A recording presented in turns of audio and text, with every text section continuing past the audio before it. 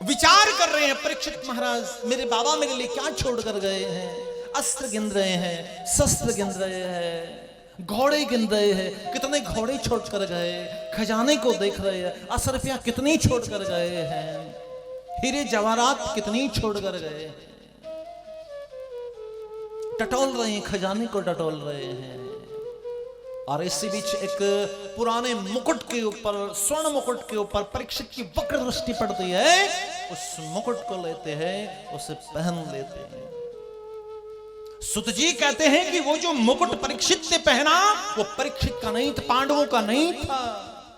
भीमसेन ने जब जरासंध का वध किया तो जरासंध भीमसेन कहने लगे युद्ध की नीति तो यह कहती है सब के साथ मुकुट भी दिया जाता है, लेकिन पूरे महाभारत के युद्ध में मुझे जितना श्रम नहीं हुआ उससे कहीं गुना ज्यादा श्रम इस जरासंध को मारने में हुआ।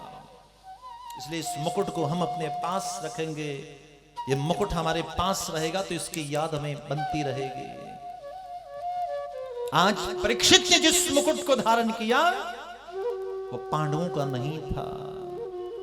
अपने मस्तक पर रखा, निकल पड़े, भ्रमण करने लगे, मैं कुछ परोपकार कर लूं, इस भावना से, इस दृष्टि से नगर में विचरण कर रहे थे। सूत जी कहने लगे, अचानक एक विकराल सा व्यक्ति, बड़ी बड़ी मूछें, डरावनी सी आंखें परीक्षित के समक्ष प्रकट हो गए। तलवार निकाली, परीक्षित ने मारने का जतन करने लगे। पूछने लगे, परीक्षित कौन है आप? बोले, मैं कोई और नहीं, मेरा नाम कलयुग है। चरणों में गिर पड़े कलयुग। परीक्षित को अपने बाबाओं की बात का स्मरण हुआ। बाबाओं ने कहा था शत्रु भी शरण में आ जाए उसको शरणागति स्वीकार कर लेनी चाहिए। कलयुग कहने लगे कि हे देव, मुझे क्यों मारते हैं? मैं पड़ा रहूंगा किसी कोने में, कुछ जगह दे दीजिए ना।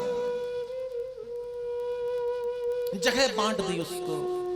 हिंसा के अंदर कलयुग का वास होगा, परस्त्री घमंड में कलयुग का वास होगा, मदिरा के सेवन में कलयुग का वास होगा। मदिरा का पान करने के बाद संबंधों की पवित्रता खो जाती है। कहां संबंधों की पवित्रता रहती है? हमारे ब्रज के संत तो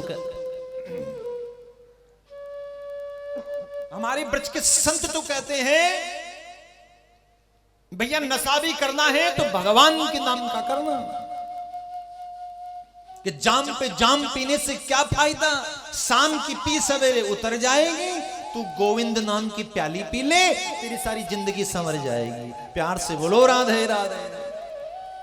भक्ति का भी एक नशा होता है। इधर कलयुग ने विचार किया कि ये तीनों बातें तो परीक्षित के अंदर नहीं है। न जाने कैसे परीक्षित के मुंह से निकल गया कि जाओ, सुवर्ण के अंदर भी तुम्हारा वास होगा। इतना परीक्षित का कहना हुआ, कलयुग सूक्ष्म रूप से उस स्वर्ण में प्रवेश करते हुए उनकी बुद्धि में प्रवेश कर गए।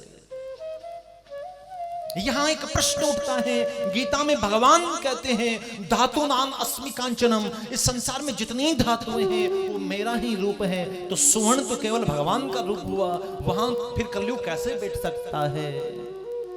तो भगवान कहते हैं अपने खून पसीने की कमाई से जो सोना कमाया है उसके अंदर भगवान का वास है। जो चोरी से, लूट कसोट से, कपट से जो धन कमाते हैं उसके अंदर कलयुग का वास होगा।